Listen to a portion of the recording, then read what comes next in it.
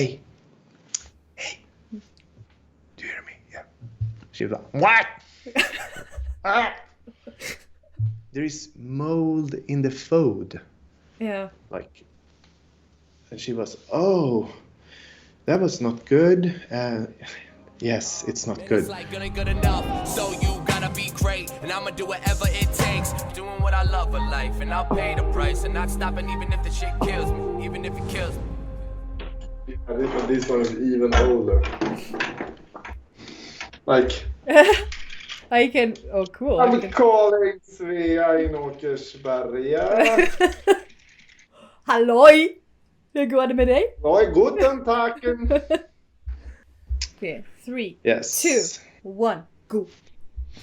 Hello, friends, and welcome to MattGron Talks. This is episode 119, and my name is Mattias Gronborg, aka MattGron, and this is MattGron Talks.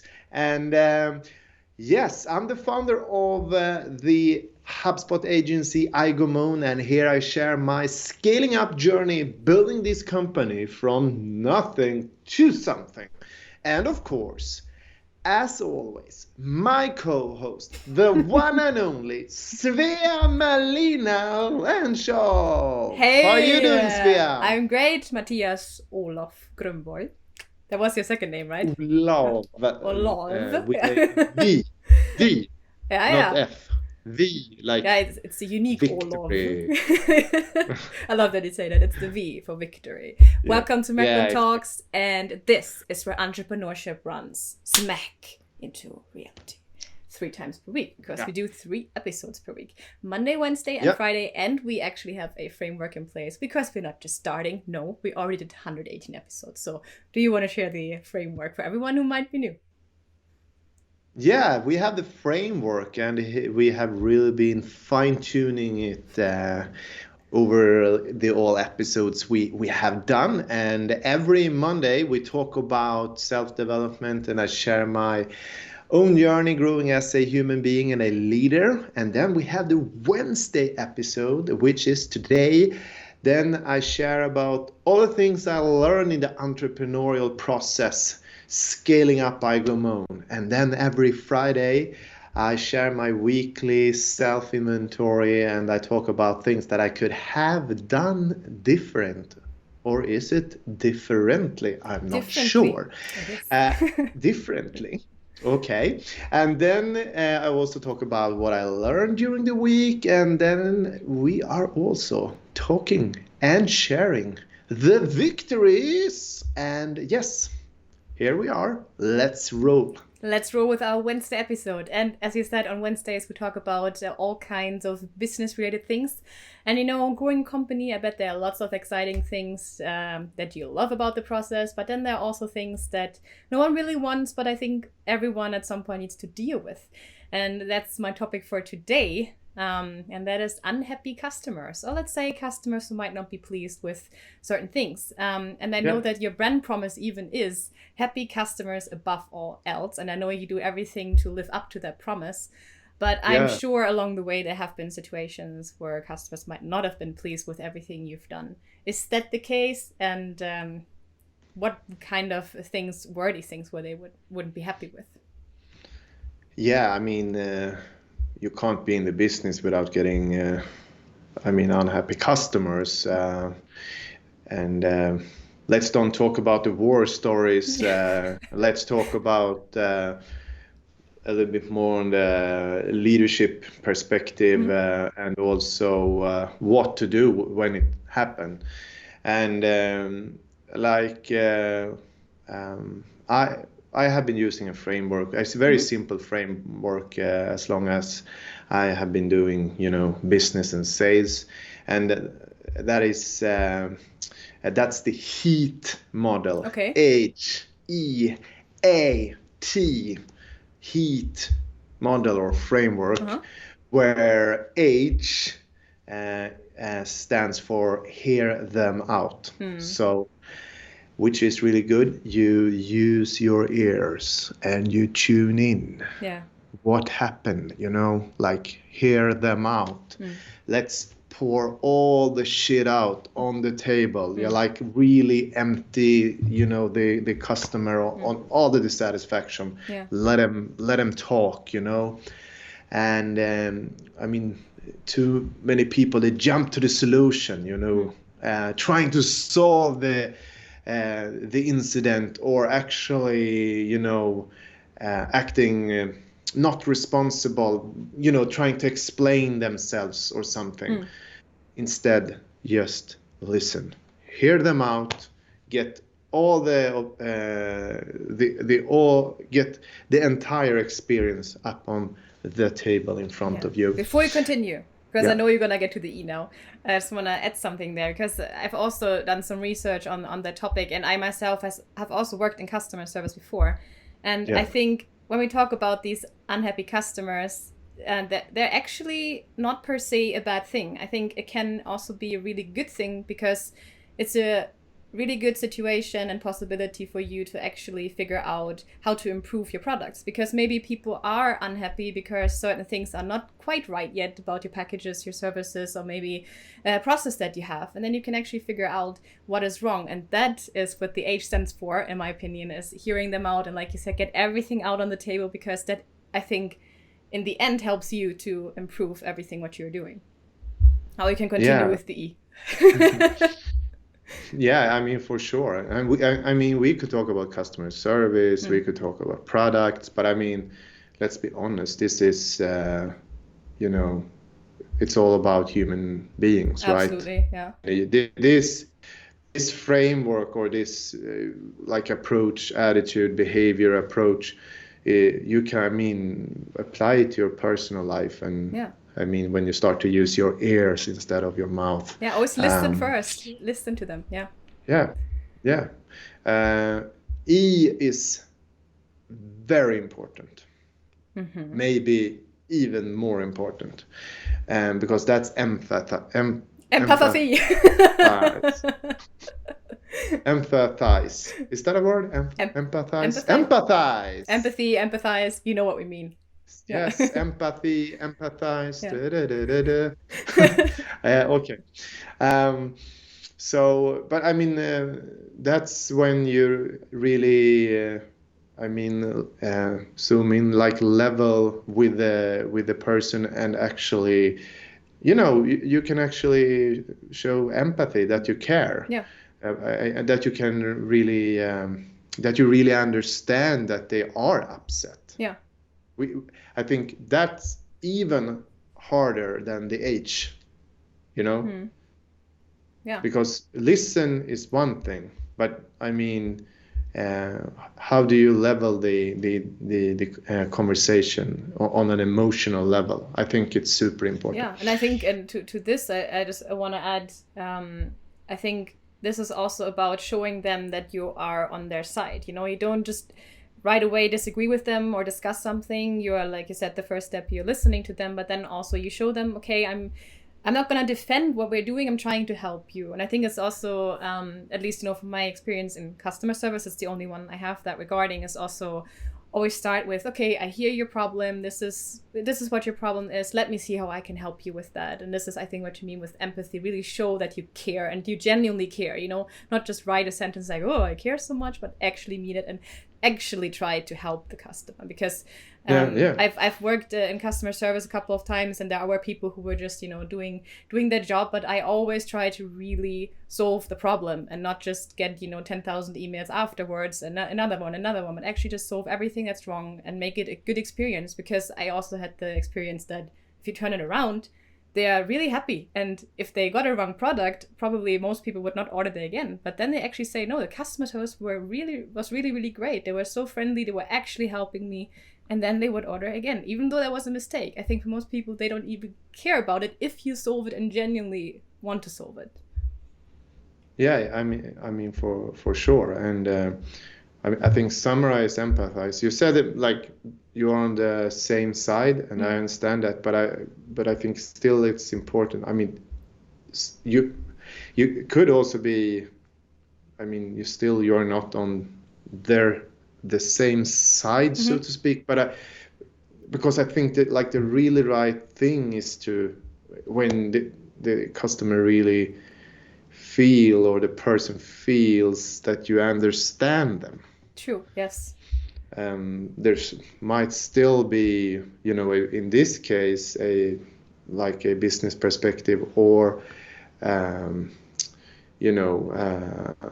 like a principle, things to follow in one way, but I mean, it's really important that you show that you understand, that you listen to people. So now the A, right? that's even harder than the E. Okay, we're getting harder every step. Okay. Yes. So it is actually, it's getting a little bit H, E, A. It's getting a little bit harder, depending who you are, and I mean, because it also takes some kind of emotional matureness to go through the different stages, and I think that the last one is to really apologize. But would you say you would always or would you tell your team to always apologize, or really only if it's reasonable? What do you think about that? Always apologize. I mean, a customer is upset because like something has happened. So I mean, and again, I mean, it's the same thing in a relationship. I think if someone is in front of you upset, crying, and there's always a place where you need to apologize. I mean, if you can't apologize here in managing and unsatisfied customers, I mean, if you can't apologize, then you will never ever get out of the loop, right? Like the apologize is the dot over the I, Dot. So hear them out, empathize, apologize, like, okay. So that then it's very important when you enter the T part of the small framework here, which is take massive action. But before you take massive action, or take action, but okay, massive. It's massive in your case. Always go the extra mile. yeah. Take action, and but I think where people very often run in the wrong direction is actually if you, Svea, if you are the unsatisfied customer, so let's say I have here we have gone through the H-A-E. It's very hard. H-E-A. The H-E and A. Yeah, we've been through that.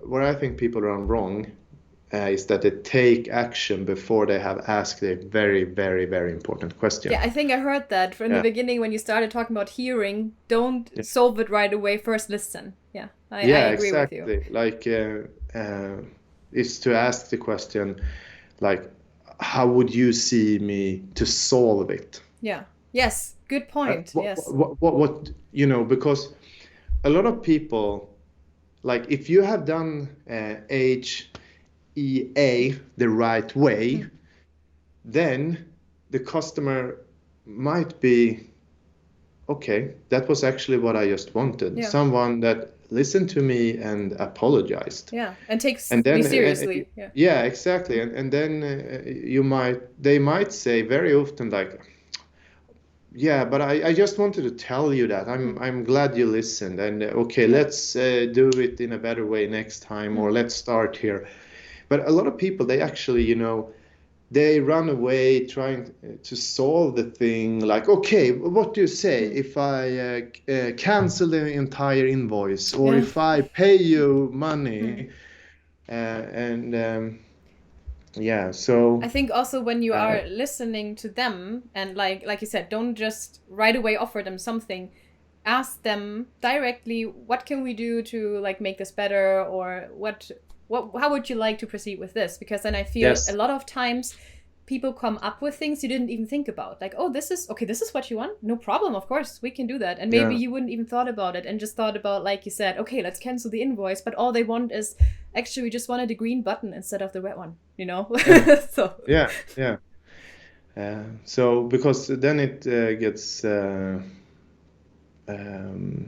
could be, because if you run away trying to solve it and take action without really understanding where the customer would like to go, then you could also kind of make them upset again. I remember, I had a terrible incident at a cafe once where I found like mold in the food. Oh, okay. And I was like, it was like, disgusting. And I went, to talk to the person behind the desk and behind the counter, and I was like, I tried to be a little bit nice, not just scream, like, like a, hey, hey, do you hear me? Yeah. She was like, what? There is mold in the food. Yeah. Like, and she was, oh, that was not good. Yes, it's not good. Yeah. And she was like, okay, okay, no problem. I give you 50% off next time you come here, and then I will remake this salad for you. And I was like, what? Like, the first thing is that I want this for free today, because I don't want to pay. I've been waiting. Then I need to start to explain the entire customer experience, because the thing was that there was other things, and if you might end up delivering a nice salad, then I might come back, maybe. And she was like trying to give me a discount on the next lunch. Yeah, discount is not what you want on the next one. You want this one to be good. Exactly. Yeah, exactly. I'm right now. I'm not coming here. You're again. not planning on coming back at all. Yeah, exactly. Oh God. Okay. But I think so it doesn't matter what the product is or what kind of services. Again, it's how you kind of tune into people and like show empathy and apologize. And she kind of apologized. She didn't really listen. She didn't show me any empathy. And then she's kind of apologized, on a very superficial level, because of course she was very embarrassed. I understand that. But that's what happens when you don't really run through the H and E, apologize, and then she was already on the solution. So I think, but I think people, they jump into this solution so quick, because people, when they talk to an unsatisfied customer, they get afraid. The reason why you jump to the solution, that's fear. And but the thing is, when you try to coach people, like when they do the run to the solution, few people in the first moment, they actually they can't admit that they jump over there because of fear, because they can't stand in the heat. That's the name of the entire thing, is heat, because you need to stand in the heat. And then you rise as the phoenix, the phoenix from the ashes. Well, you have to burn down first, and then you're gonna get out of it. But I mean, kind of, like I said, I think it can be actually really good to have people who come to you and criticize something, and then maybe also you realize things you didn't even know were wrong. Like, of course, sure, we can just fix it, and all the customers afterwards are gonna have a great experience because of that one you were actually listening to, helping them. And how's your experience? I just said before that you know, in my example, that I had the experience that people, when I was helping them, they would actually come back and order again, or come to the place again where I was working, just because you took care of them. Is this the same experience that you had, that they rather want you to fix a problem in the good way than not doing any mistakes at all?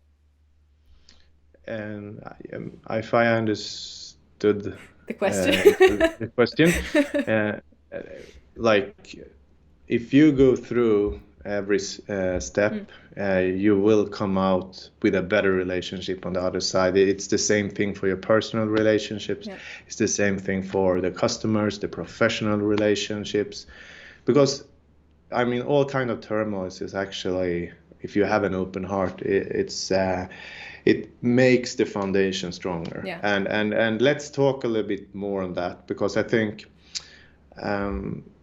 like when you ask the question, like how would you like to solve that I solve it for you, like, you know, put yourself in the customer shoes, then you also need to really like document, I mean, because you need to also document the things, if there's from a business perspective, but if it's your own personal self-inventory, this is the moment where you can really start to you know, use the self-awareness, like how could we prevent this for happen again, right? And also tell the customer that, like, one thing is also, you know, one thing is to solve this problem, but another thing to make the relationship good is also, okay, this is what we have learned, and this is how we will prevent it happen again, and this is the reason why it happened. Yeah.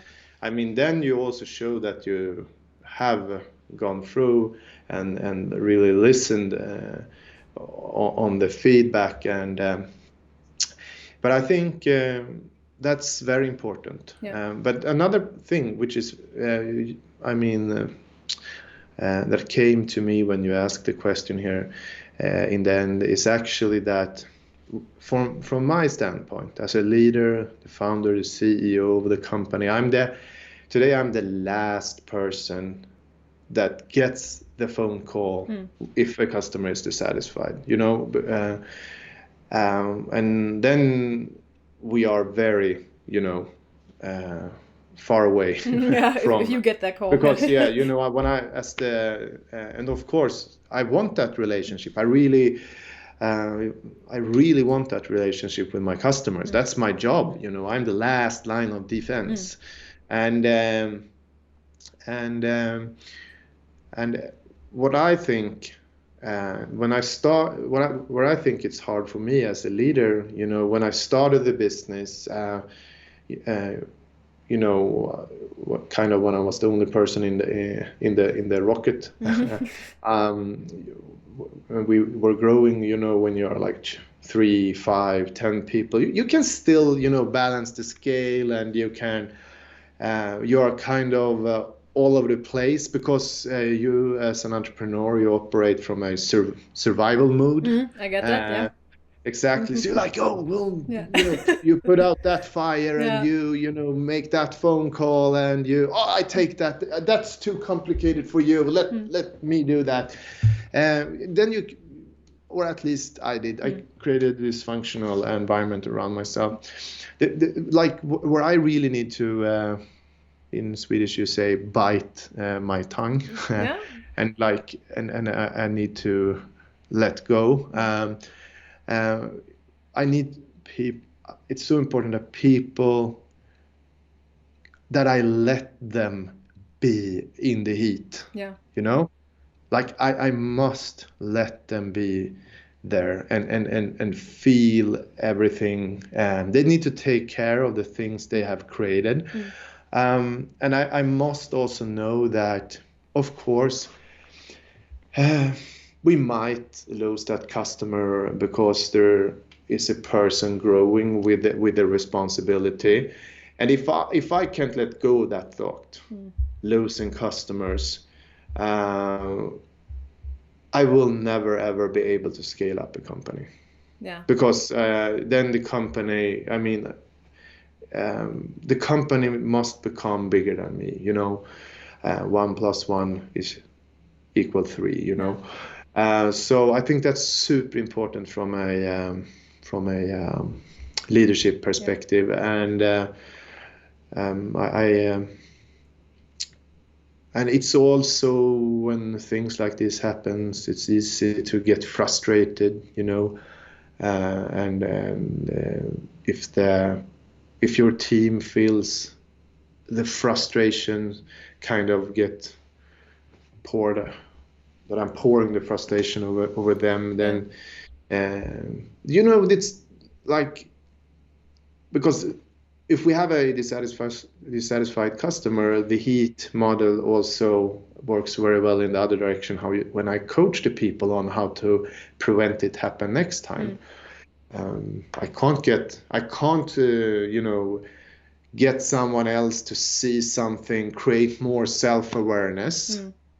I can't create that. I can't plant that seed, in their heart, in their mind, if I don't let them be the situation. Right? They must be in the situation. They must feel the situation. If they in that moment feel my frustration, what happens? What do you think happened? And if you feel my frustration, then you will actually close yourself, because you then will get defenses, probably. Exactly. Then you will start protect yourself from me. Then you will see me as the threat, and then the customer, the satisfaction, you will not take it back. Now you're here trying to defend yourself from the frustrated leader or the manager. And in this moment, you create a situation where people they are not learning anything, because then they will think like, oh, this crazy leader, my crazy boss. I mean, he is, and so this is it's there's, as a leader, you must, like, you must, it takes a lot of emotional intelligence to navigate this field. And I think that's how I operate. I think that's where my strength is a lot. Like, if I walk into a room with different people, it is kind of, it's in one way I experience it, I feel it, but it's in one way I see different colors, depending where they have what kind of a mood they are in. So this is how you actually solve these situations, where you could see other people's perspective, not your own perspective. I think that last part was very important. Also, come back to the whole leadership point of view. I just want to summarize and end the episode with the HEAT model again. HEAT. It's hear them out, empathize, apologize, and then take action. Or as Mattias does, he takes massive action. So that's what you got to do. And I agree. I think you can definitely apply this to almost every situation. And I feel like I have done similar things naturally, but I think next time in a situation like this, I'm actually going to remember the heat and don't just, offer something, because I'm sure I'm guilty of that too, that I was right away like trying to solve it, but actually just listen. I think that's the most important thing. Listen first is so important to get to a good solution, in my opinion. Yeah, definitely. You must be brave. You must stand in the heat. Exactly. Not stand the heat. You must stand in the heat. All right, Mattias. Thank you for today and your insights into your experiences so far, and also introducing us to this model. I think it's very helpful. And you guys, thank you for watching, of course. If you made it so far, then I guess you like what we're doing. So if you haven't subscribed already, please consider. And also, we are always open for feedback or comments. If you have any questions for Mattias or me, who knows, just leave it down below and we will be happy to answer that. And otherwise, see you in the next one.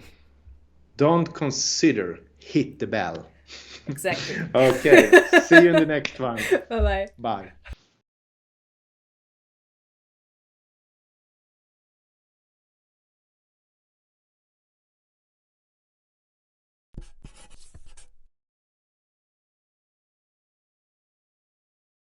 That was very anti-Lagom, Matthias. That's a word that I made up, anti-Lagom, because David says I'm anti-Lagom and he's Lagom. You know, Swedish way would be, if you want, you don't have to, but you could, maybe. Subscribe. Yeah, exactly. Yeah.